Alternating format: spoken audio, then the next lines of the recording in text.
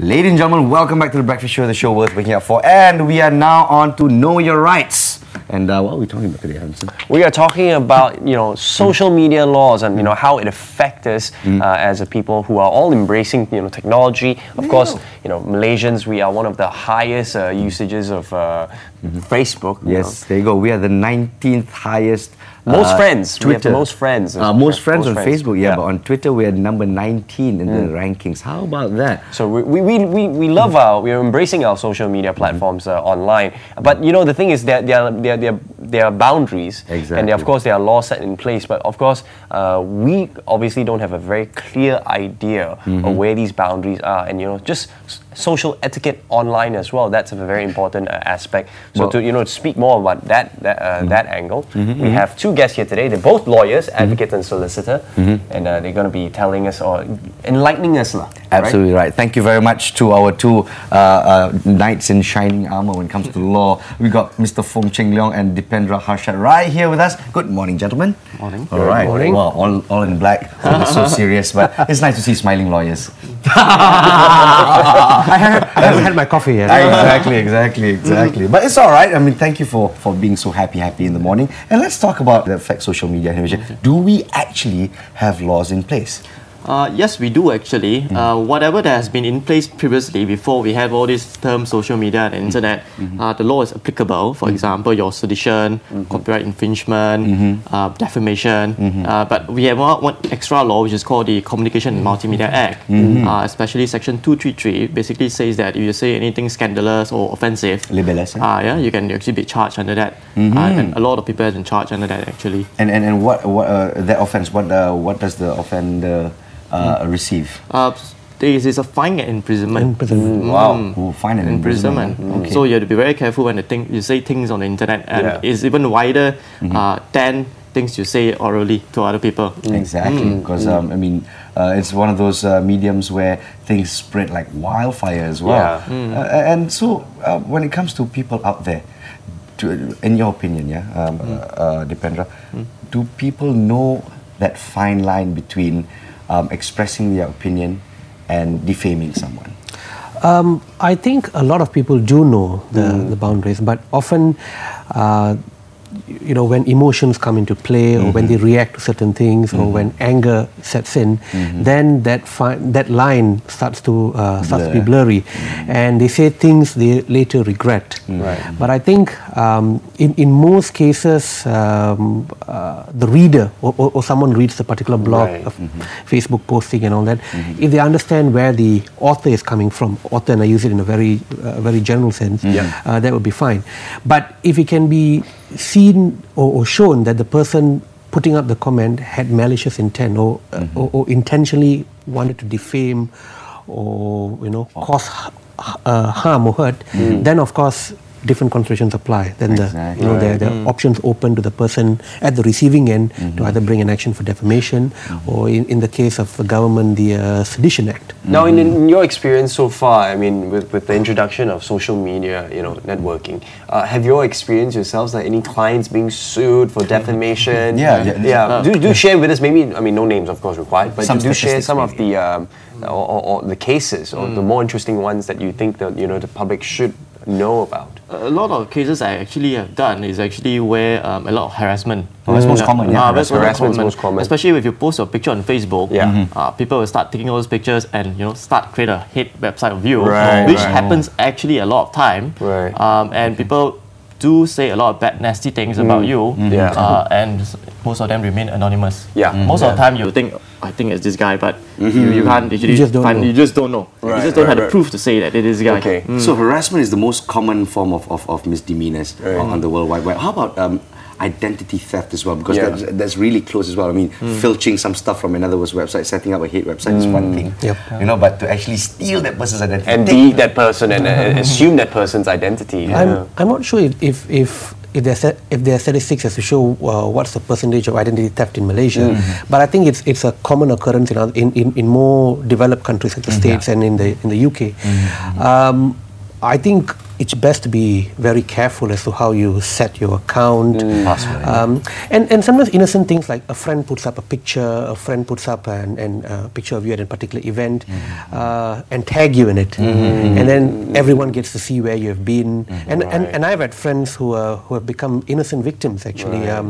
Sometimes they're pictured in a pub holding, picture in a pub or a bar, in a compromising position when say a picture says 1,000 words. Exactly. But a picture could also say me perfectly innocent. I tell you, I saw something recently that was quite amusing, but I also felt that it's actually rather intrusive. Was this one guy? He started collecting, or people could submit pictures of people just passing out drunk. And it's just various collections. It could be, people just like passed out collections. Sounds like a website after 12. But this is on Facebook itself. It's an album where people could just share their pictures and somehow tag. Now my problem with this is that why is there no authentication process before tagging is finalized? Let's say if I choose to tag you in a photo, shouldn't you have to approve that tag first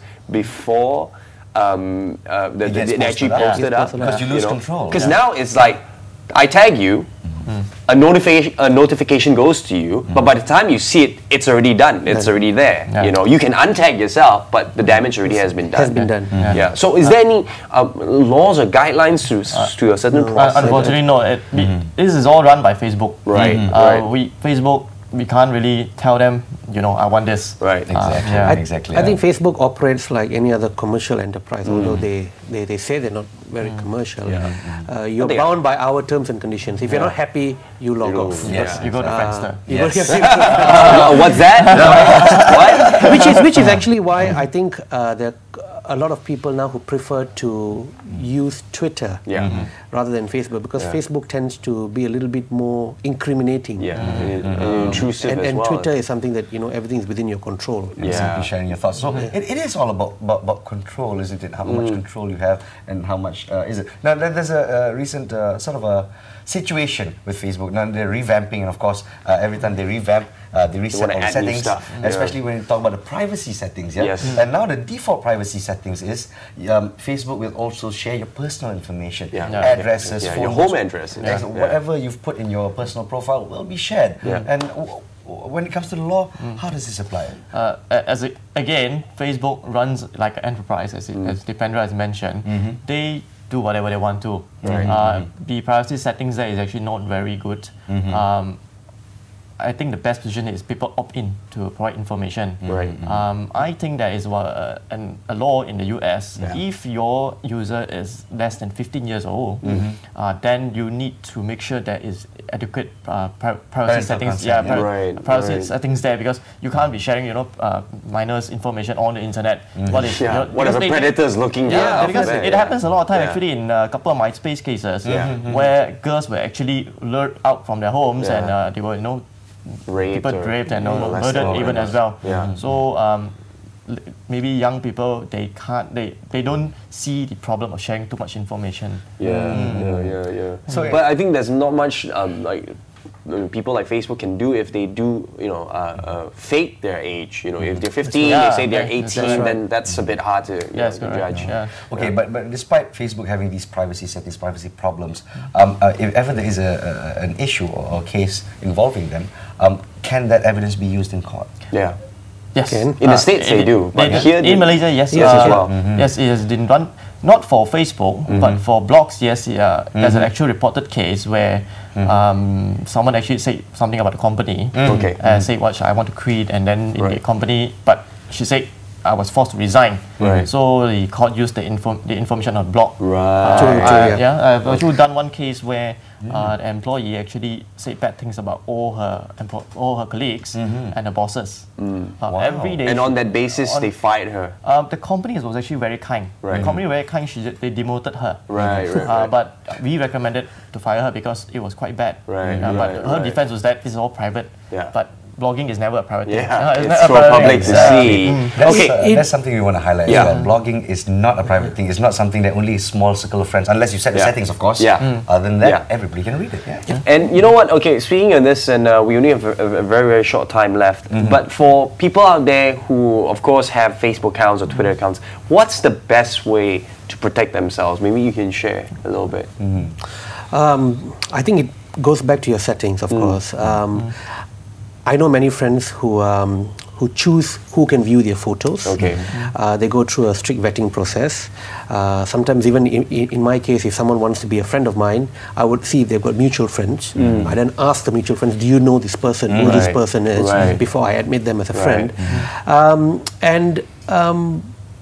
If I know that certain friends are going to take pictures of me at an event, I'll tell them, please be a little careful. I value my privacy. I value my privacy. And just be very aware, isn't it? Because Exactly. nowadays people, you know, when you go out on a social basis and then when pictures are being taken... It's impossible to have a personal bouncer go around. No pictures, you know? No. I mean, just be very careful. If you are taking a picture and you know this person constantly put up pictures on Facebook, then you just behave a little bit better, or you know. Don't let yourself- I think the golden rule is to assume that whatever you say on Facebook will be used against you. Whatever pictures are there on Facebook can be used against you. I think employers or potential employers these days are a little bit more savvy. They would, use Facebook as an opportunity to find out whether you are. Really? It's from La Trobe University, really? Not so much that. I mean, if you have pictures of you having an interesting Life. you enjoy life to the fullest. Then you might have sometimes an that opinion, may be used against you because an employer may may affect your performance or affect your how they performance. perceive. Because at the end of the day, it's a lot about perception as well. So It's all you about know, perception. yeah. If you have too many pictures of you enjoying yourself, oh, this guy's not serious, he's not working, we don't hire him, you know. I mean, you can't argue that, but the perception's already been created, and you can't do much about it. Okay, right? we've got too little time left, but just one very important question. Oh, sure. Facebook, blogs, many social media sites allow visitors to leave comments. Now, here's very important. Is the website owner or the owner of the Facebook account, whatever it is out there, is he responsible for the comments given by visitors? Yes. Yes. He is. Yes, Right. but there is an exception to it. Yeah. there is Okay. an exception What is to the it. exception? There is actually one case where Malaysia actually said that whereas a comment left by a visitor, that is not that is not doesn't make the owner liable. Right. But only if it's a defamatory comment. Yes. It is. I see. Right. If it is a defamatory comment Comment about somebody because else, it's published by the A lot website owner. of blog owners actually they vet Right. comments. They should at should. this point. Yeah. But sometimes some leave their comment section open, so it's real time. So you comment, it's up there immediately. It's like talking on national television without censorship. Yeah. So for bloggers out there, if you're new or you're an amateur, make sure you vet your blog, your comment section to not get yourself into all these situations. Yeah, that's where there's most liable to be trouble, actually. Yeah.